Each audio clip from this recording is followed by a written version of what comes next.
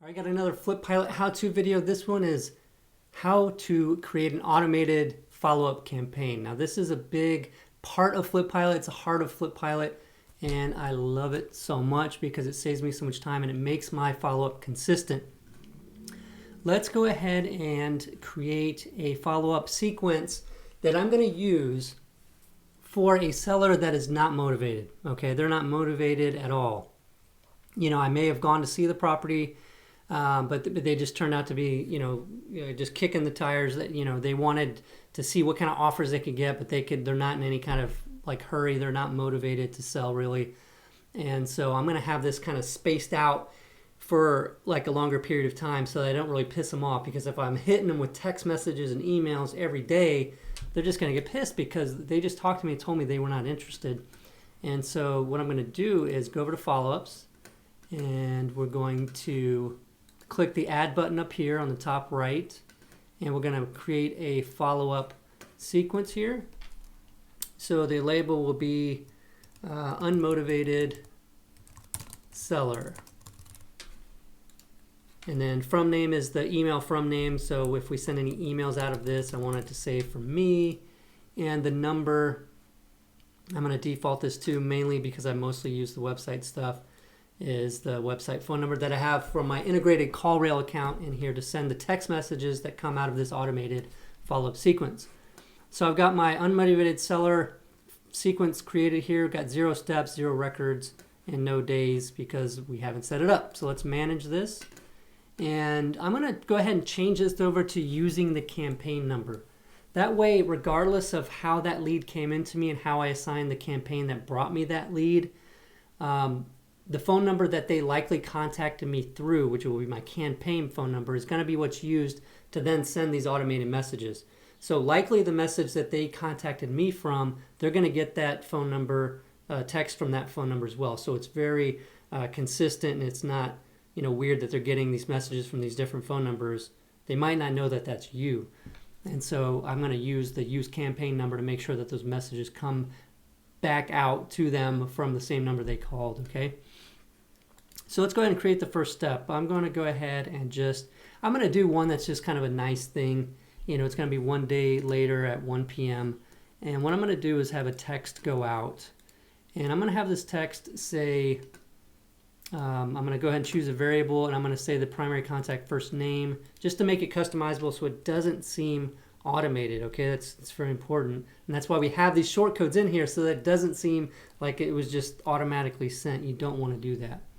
And so what I'm going to do is say, John, or whatever the name was of the contact by that short code, great meeting with you. Sorry we couldn't come or couldn't help at this time, or something like that. All right, and so that's just going to be a nice thing to do. And so it doesn't go out at 1 p.m. I'm going to make it 1:01, so it's not doesn't seem automated. I'm going to click add step, and then I'm going to create another one. So the next one I probably don't want to have go out right away. This should probably be about a week later, and make it an email. So I'm going to make that 7 days after that last message. I'm going to have this one go out in the morning at say 8:35 a.m. And this one is going to be, actually I don't have email integrated yet in this account, so I can't show you that, but let's imagine that was an email, okay? It works the same way. You can put in the information, use sort codes, all that kind of stuff, and put a subject line. I'm going to call this a text, but I'd rather actually send an email in this one. I got to integrate that first there. So this is the text from the last one that comes up in here. By default, I'm going to get rid of that so we don't use it again. Let me do just checking back. We're still interested in buying if you change your mind. All right. I'm going to have that go out in the morning. I'm going to go ahead and add that step. Let's create another one. And this time I want to create maybe 2 weeks later after that and schedule it for something like you know,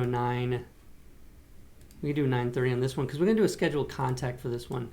And the type will be call. So I want me or somebody on my team get a scheduled contact to call and see if, you know, anything's changed. See if their motivation's changed at all. And at that point, we've done a couple things. We did an initial text. We did one another week later. 2 weeks later, we did a call. So we kind of get a feel for where they're at. So if this is still in the follow-up sequence, they're still not motivated. So I don't want to send anything right away. I probably want to wait even another 3 weeks maybe and send something in the morning. 9:38. Let's do a text.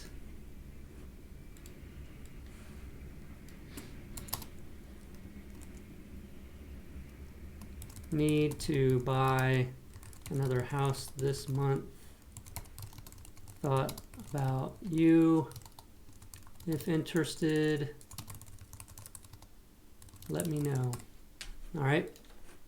So we got another one. You can see how this goes. And I would, you know, they're unmotivated. So don't put daily kind of stuff in here. You want this one spread out. And from here, I'd probably even go maybe once a month after this message. I would start doing maybe just emails for a couple months and hit them with a text on the 3rd month. Stuff like that spaced out a little bit because you're waiting for things to change in their circumstances. You're waiting for them to become motivated, okay? And so this is the power of this. Spreading that out so you have the automated sequence going and having that work out that way. So, so you got your different messages. You can go back here and see these and modify those if you'd like. And then once we're done, all we have to do is save and exit. And then that's going to queue up the changes in case there were any records already in the system for it. There's not right now because we didn't add any to it. And so at this point, then you can just go into a record and click the add put in follow-up to put that record into follow-up. So if I wanted to take this one that we had an appointment and they weren't motivated, I could go in here and I could just add that one to follow by putting in follow-up and choosing that new sequence, unmotivated seller, and that would set it up. It would take it off the pipeline because it's no longer an active lead we're working. It's in the background, letting FlipPilot automate that drip campaign that we just set up. So that's how you create these powerful automated drip campaigns inside of FlipPilot. And just to let you know, I don't know if I really mentioned it, but when you do these, when you create a step that has a scheduled contact, you have different things that you can choose. You can use call, text, or email. And this is basically just creating a scheduled contact for you or somebody on your team to call, text, or email. And it's just thinking ahead of time, specifying which one it should be based on what other messages you sent around this in the sequence. So that's pretty cool. And then if it's already in follow-up, you can see, when I go into the record down at the bottom, I can see what the log is of that follow-up. So what's happened in the follow-up for any of these records. Like, that's how cool it is. You can see what's happened, that it was in follow-up and that it had these messages sent at these times. And it's just a cool way to see that. And you can see up at the top that this record is in the automated sequence, contact not made right now. So we make sure that you know that these records, you know, are being worked, and it makes it so that these leads and deals don't slip through the cracks.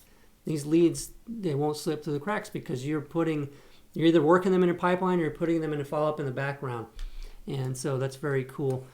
To learn about what happens when it's finished with the follow-up sequence, check out that video, the feature focus on orphaned records. And that's basically where it goes so that you know it's done with follow-up. It's your choice on what you want to do next. Put it in another one or put it into mark it dead, like, it's just a dead lead or something like that. So super powerful. Make use of these follow-ups. It's great. It's a great way to get extra deals out of the same amount of leads that you're doing. Make sure you subscribe to the FlipPilot channel and click on the bell button to make sure you get notifications about these videos. And every time we add these new ones, we create the release videos. And when we create the feature focus and how-to videos as well. So subscribe and get notifications. Talk to you next time.